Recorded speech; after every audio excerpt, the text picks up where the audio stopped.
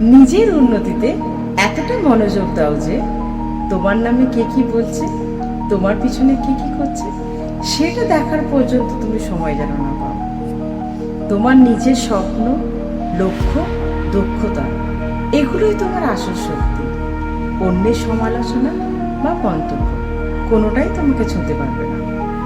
রোজ একটা ছোট পদক্ষেপ নাও আর ধৈর্য ধরো, কারণ ধীরে ধীরে সফলতা নিশ্চয়ই আসবে। মনে রেখো, যে মানুষ নিজের উন্নতিতে মনোযোগী সেই মানুষ শান্ত এবং অনুপ্রেরণার উৎস হয়ে ওঠে। তাই বলছিলাম, নিজের জীবন নিজের মতো তৈরি করো, অন্যদের চিন্তায় সময় নষ্ট করো না। আর সফলতা আসবে ঠিক সময়ে, আর সেটা তুমি পুরোপুরি উপভোগ করবে, তাই না?